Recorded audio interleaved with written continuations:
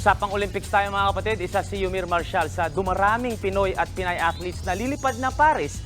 Iba ang focus ng boxer ngayon sa training at balak niyang mahigitan ang kanyang bronze medal performance at magdala uli ng pride sa bansa.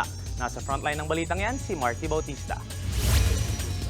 3 buwan na lang ang natitira bago sumabak si Pinoy boxer Yumir Marshall sa 2024 Paris Olympics. Extra motivated si Marshall lalo't kapapanalo lang niya sa homecoming fight kontra sa Thai boxer na si Todd Saxinam. Sa Amerika niya planong mag-training. Alam ko sa sarili ko na marami pa akong pwedeng improve.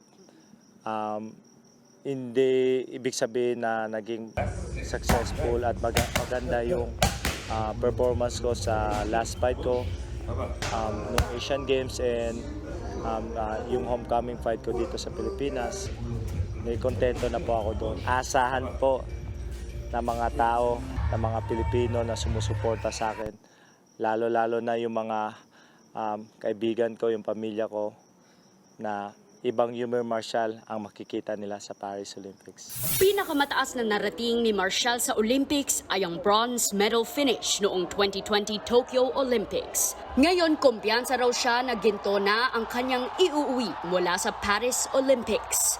Isa raw sa mga inspirasyon niya si Heidelin Diaz na patuloy na lumalaban sa mga kompetisyon kahit nakapaghatid na ng kauna-unahang Olympic gold medal ng Pilipinas. Malaking bagay rin daw ang suporta ng Pinoy boxing fans. Sabi ko din sa sarili ko, habang malakas po ako ngayon, habang napapasaya ko yung mga kababayan natin, kapag nananalo at napapanood nila ako lumalaban, yun po yung gagawin ko.